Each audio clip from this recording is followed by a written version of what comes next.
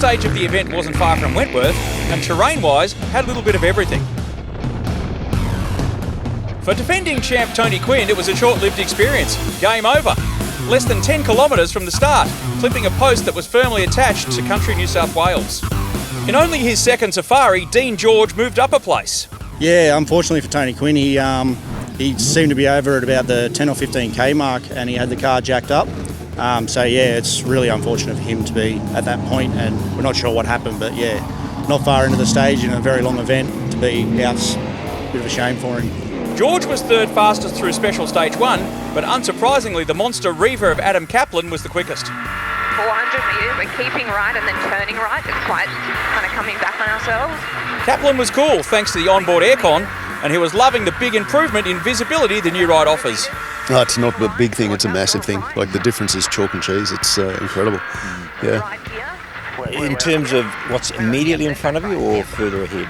Yeah, I suppose both. The immediately in front of you is not such a big deal because you've sort of forgotten about that by the time you get there, but it's more just looking ahead and seeing what's over some of those crests. I know the theory is you go flat unless somebody tells you otherwise, but I just can't do that.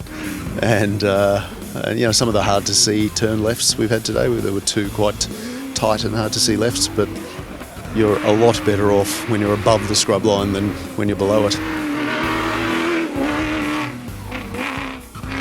3:01 started out well, Jake Smith enjoying the more leisurely approach to competition in the auto category.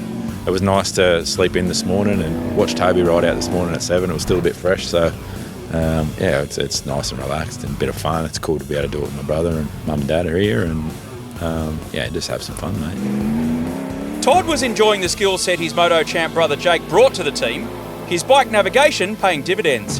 He was talking out loud a few times and he sort of had to stop himself, but he was, yeah, worked really well. He could pick the track, like being a bike rider as well. Like, a lot of the calls aren't on the map, so he did a great job of sort of pointing us in the right direction, and he got a pretty good insight into the car and how rough it is sometimes and how a bit wild it is when it's not on the track, so it was good. It was all good in the Travis camp too, at least for an opening stage. It was a great stage. We'd had a bit rusty, but a little bit of dust and a few gates made it interesting, but no, all good. The changes in the car, the refinements, you happy with them?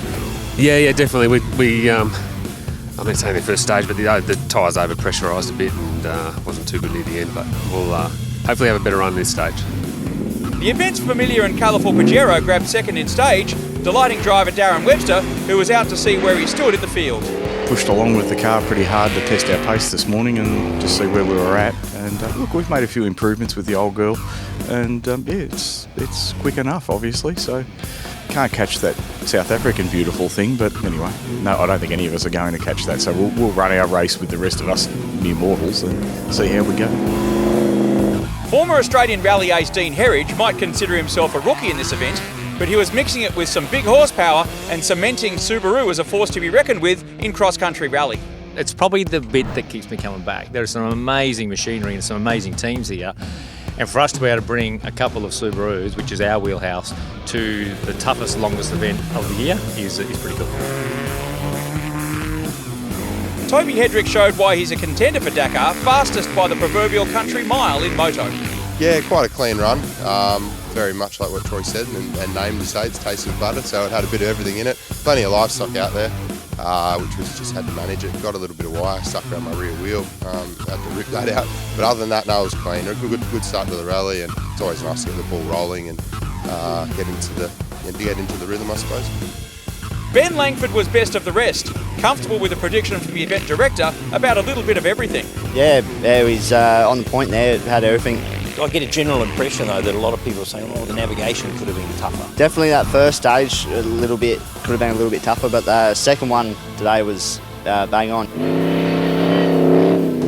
SS2 delivered another 100-kilometre stage and a cracking time from Daniel Jones. The first section we had to get the feel for it again. Hadn't driven for a while, so.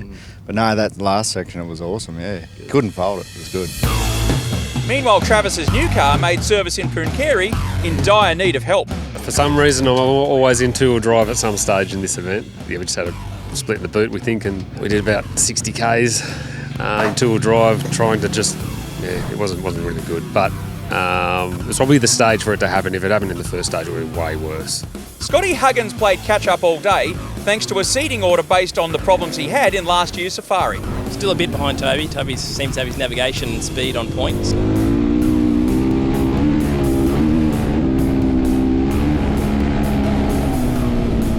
Pre-seating tomorrow will be a lot better because I'll be more in the correct position, which will be good, so there'll be a bit less dust.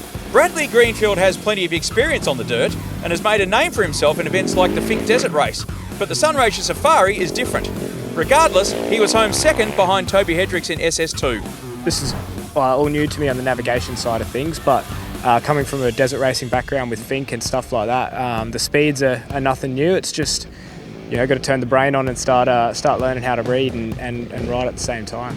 Unfortunately, things didn't go according to plan. 2 k's back down the road, I had an electrical fault at a fence, and the bike just wouldn't start, so sort of played around with fuses and relays and batteries and whatever for a fair while, and just nothing was working. So I think the batteries dropped the cell, so I started pushing. Here we are. What did go according to plan for Toby Hedricks was a good lead in the Moto division over Ben Langford on bike 5, with Matt Gillespie rounding out the top 3.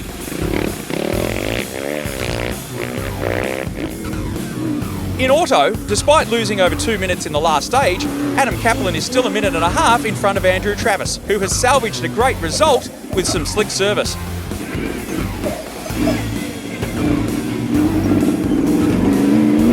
To hold off the hard-charging Subaru Crosstrek of Dean Herridge. The fight continues on day 2 at 7 o'clock in the morning.